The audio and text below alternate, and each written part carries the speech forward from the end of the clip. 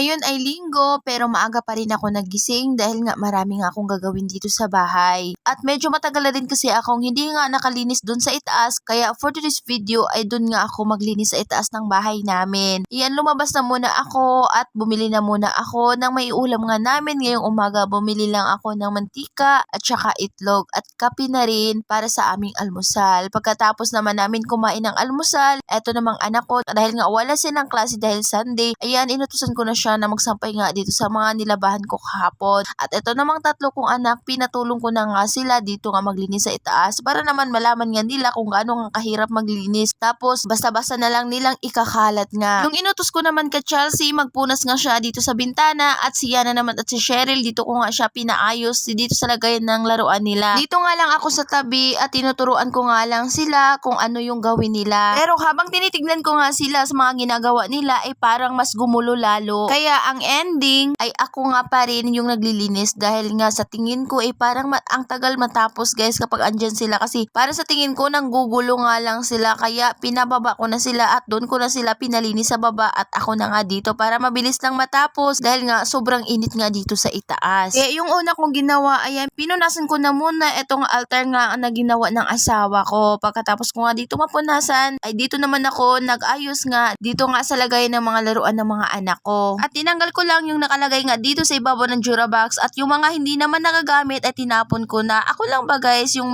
yung laging nagtatabi nga na hindi na nagagamit pero sa katagalan ko naman ng tabi ay itatapon ko rin naman. At pagkatapos ko naman mapagpag at mapunasan nga itong ibabaw ng Durabox ay ibinalik ko naman yung mga nakalagay nga dito. At pagkatapos naman dito naman ako nag-ayos nga sa may mga teddy bear ng mga anak ko. Inayos ko na nga ng paglagay dito at nung naayos ko na nga ay nagwalis naman ako. Ayan, pagkatapos ko nga dito magwalis guys, kinuha ko naman etong map para talaga matanggal talaga eto nga mga malilit na alikabok guys kasi nasabi ko na sa inyo kung matagal ka na nga ditong nakasubaybay sa mga mini vlog ko. Eto nga ang bahay namin katabi nga lang to ng paggawaan ng hollow block at yung lumber. Kaya marami talagang pumapasok nga dito ng mga alikabok kaya hindi pwede guys na hindi nga tumamapan. At mabuti na lang talaga eto nga ang map ko ay hindi pa nga bumibigay dahil sobrang tagal na tong na map guys. At lapit na nga tong masira pero pwede pa namang magamit kaya ayan ginamit ko na muna dahil nga wala pa akong budget para nga mapalitan to ng bago. At ako kasi yung klaseng tao hanggat nagagamit pa ay gagamitin ko pa nga. Dahil sayang naman kapag itapon lang nagagamit pa naman. At munti ko pa nga makalimutan nga punasan nga itong ceiling fan. Pagkatapos dinamay ko na rin itong ang bubong dahil nga marami na nga nakadikit dito ng mga alikabok at meron na din kasi akong nakita na mga bahay ng gagamba. O diba san ka pa pati bahay namin tinitirhan na rin ng gagamba. Charis. Ayan, pagkatapos ko nga dito maglinis, dilagyan ko naman ng sapin itong ang kutsyon. Pagkatapos pinalitan ko na rin ng mga sapin yung una namin. At pagkatapos ko nga dito maglinis ay doon naman ako sa kabilang kwarto. Ayan, nawalisan ko na nga doon sa kabilang kwarto. Minsan lang kasi kami natutulog doon ng asawa ko guys. Kapag pang umaga lang yung duty ng asawa ko ay dito nga kami natutulog. Pero kapag panggabi naman yung duty niya ay walang natutulog dito dahil nga tumatabi nga ako matulog sa mga anak ko. At habang busy nga ako dito sa paglilinis, yung asawa ko naman ay nagluto naman siya ng mauulam nga namin. At yung niluto lang niya, ayan, etong ang pansit at lalagyan nga niya etong maraming gulay. At ginisa lang niya yung gulay sa bawang, sibuyas. Pagkatapos, nilagyan na niya ng konting tuyo lang. At nung nalagyan niya ng konting tuyo, nilagyan na rin niya ng tubig. Pagkatapos, tatakpan lang niya to. Pagkatapos, hihintayin nga niya na kumulo. Nung kumulo na nga, ay nilagay naman niya dito etong ang pansit. Etong Mickey guys. At mabilis lang naman to maluto. Kaya, konting pakulo lang nito ay maluluto kaagad to. At tinimplahan naman niya ng pangpalasa kagaya ng oyster sauce, magic sarap. Pagkatapos ay tatakpan lang niya to at hihintayin nga lang niya ng kumulo. At yung gagawin nga niya na luto nito guys, yung masabaw-sabaw nga na pansit. Kasi eto talaga yung gusto namin na luto sa Mickey guys, yung masabaw-sabaw. At pagkalipas ng mga ilang minuto, ayan, luto na nga ating pansit na Mickey. Ayan, kain pa tayo guys. Thank you Lord sa lahat ng blessing. At yan lang muna for today's video. Thank you for watching.